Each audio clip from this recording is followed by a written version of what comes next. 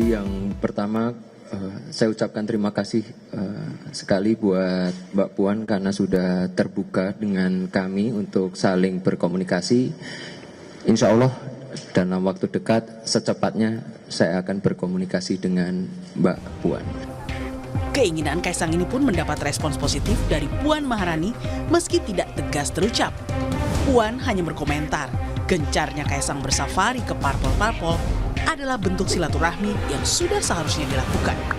Kemudian bersilaturahmi itu menurut saya penting dan sebaiknya memang dilakukan. Jadi ya harus silaturahmi. Itulah Puan Maharani yang mempersilahkan Kaisang untuk soan atau datang ke kantor DPP PDIP yang akan diterima oleh Puan Maharani. Tentunya hal ini tentu saja sangat mengagetkan, di mana PDIP sebetulnya sangat tidak ada komunikasi dengan PSI atau keluarga Jokowi semenjak Pilpres. Bila saja Kaisang akan diusung juga oleh PDIP di Jakarta, tentu saja ini akan menutup kanus Anies Baswedan untuk maju di Pilkada Jakarta. Bisa jadi seperti di Medan, ada peluang untuk menjadi Kaisang tidak ada lawan alias melawan kota kosong. Ya, Puan Maharani mempertimbangkan Kaisang juga di Pilkada Jakarta. Tetap berupaya untuk tetap melakukan komunikasi dengan semua partai, dan pasti setiap partai punya calon unggulan. Jadi ya kita tetap upayakan, kan waktunya masih lama, masih sampai Agustus. Nggak mau nanya soal Pilkada Jateng, ini banyak banget pilkadanya. Mau nanya soal Pilkada Jateng, ini kan kemarin LSI mengeluarkan rilis dan itu mengejutkan, elektabilitas Mas Kaisang itu lebih tinggi daripada Mas Pacul gitu. Mungkin ada tanggapan gitu tiba-tiba adanya nama Mas Kaisang gitu. Nggak apa-apa, bagus. Tapi kan Mas Pacul mungkin lebih ini di Jateng, tapi kok malah Mas Kaisang gitu. Ya nggak apa-apa, bagus Kaisang. Itu mungkin dipertimbangkan nggak sih Mas Kaisang? Jadi salah satu pertimbangan juga. Mbak, artinya masih ada komunikasi untuk terkait cawagup di DKI ini, masih komunikasi sama PKS untuk tidak terlalu saklek untuk Sohibul Iman atau gimana sih Mbak Puan? Ya semua partai kan punya calonnya masing-masing, tapi komunikasi tetap kita lakukan. Kita lihat nanti pada waktunya mana yang bisa klop untuk bisa bareng-bareng. Itulah pernyataan Puan Maharani yang mengatakan bahwa mempertimbangkan Puan juga untuk di Pilkada Jakarta. Terkait Wakil Gubernur dari PKS Sohibul Imam, itu masih wacana dari setiap partai politik mempunyai calon sendiri, dan itu semuanya bisa dibicarakan di tingkat tinggi untuk siapa yang akan dicalonkan di Pilkada dan didaftarkan ke KPU, tentunya seperti itu. Demikian juga dengan Partai Amanat Nasional PAN yang akan mempertimbangkan Kaisang untuk maju di Pilkada Jakarta. Sekarang bagaimana perkembangan Pilkada DKI tentu masih dinamis. Ya, nanti Kim akan rapat lagi ya.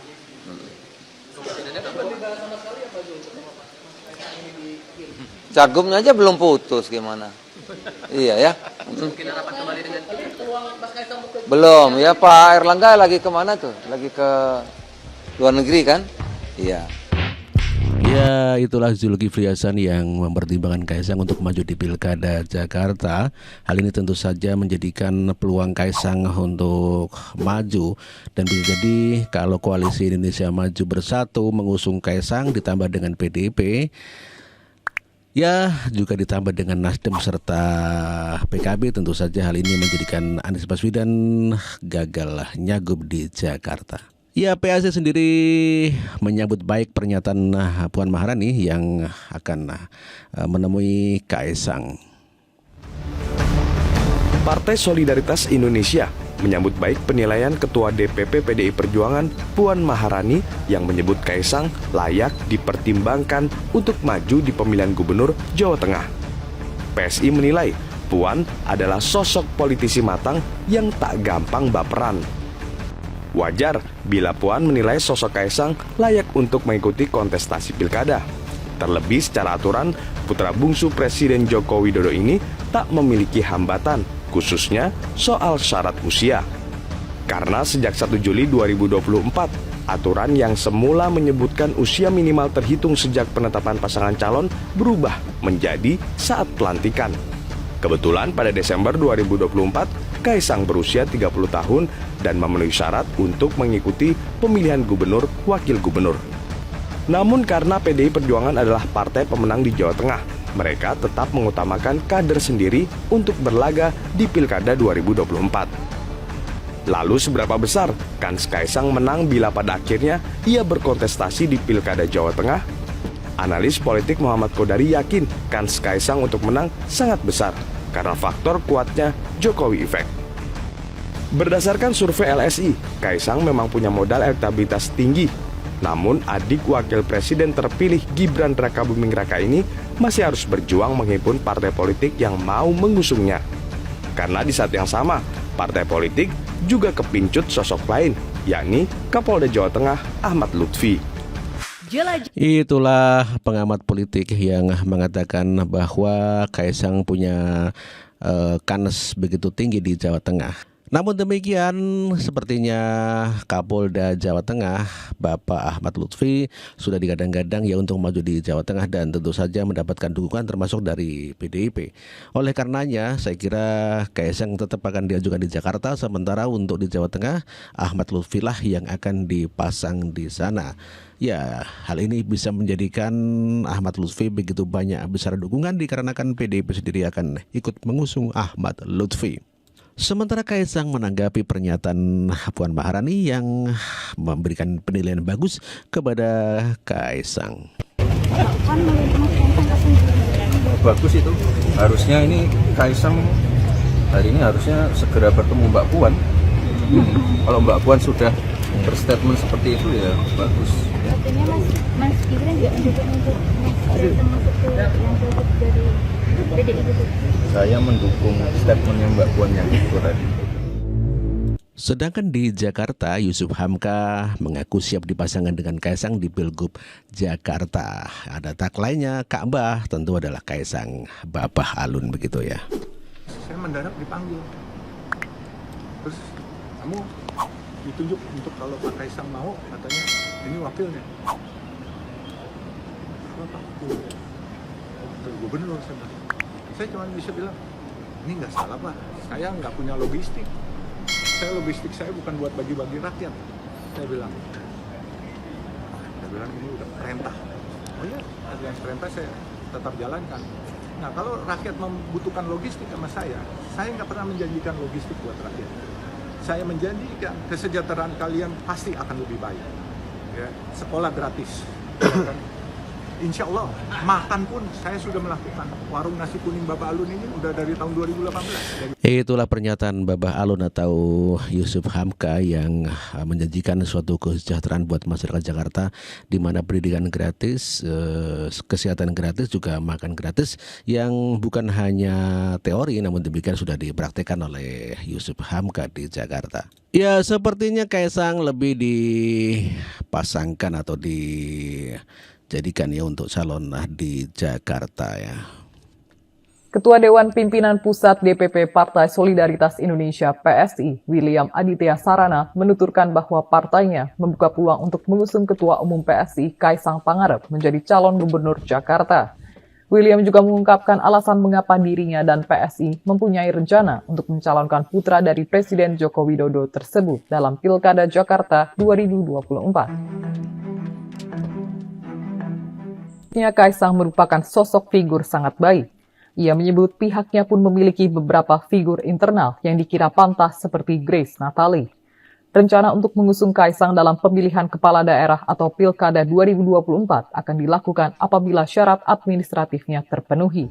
Adapun syarat administratif yang dimaksud adalah Peraturan Undang-Undang Nomor 10 Tahun 2016 tentang Pilkada yang membahas mengenai batas usia. Itulah suatu berita di mana Kaisang oleh PSI akan diusung di Pilkada Jakarta ya.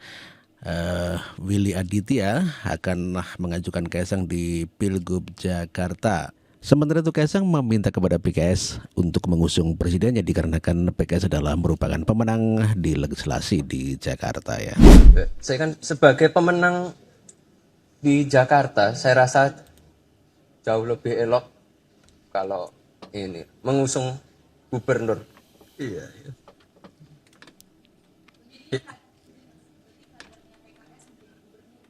Ya kurang lebih seperti itu. Ini masukan, insya Allah kita terima masukan ini ya.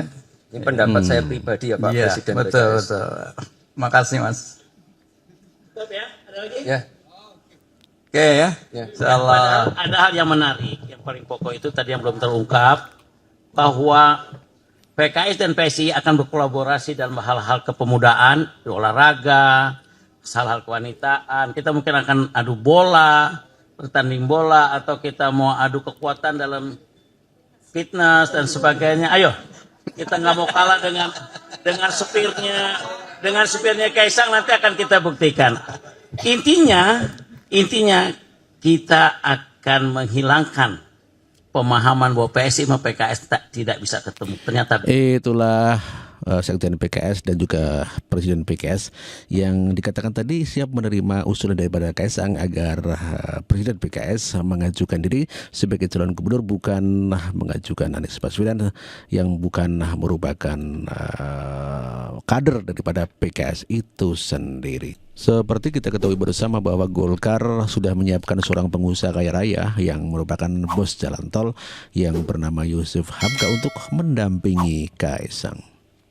Ketua Umum Partai Golkar Airlangga Hartarto mengatakan, pihaknya menyiapkan pengusaha Yusuf Hamka untuk mendampingi Ketua Umum PSI Kaisang Pangarep untuk maju di Pilkada Jakarta 2024. Khusus untuk Jakarta, Partai Golkar tentu melihat tantangan Jakarta itu besar sekali, termasuk tentunya kita ingin Jakarta ini salah satu kota dengan penduduk 10 juta, itu harus kita bisa mengalahkan Thailand, Bangkok, untuk mengatasi kemacetan.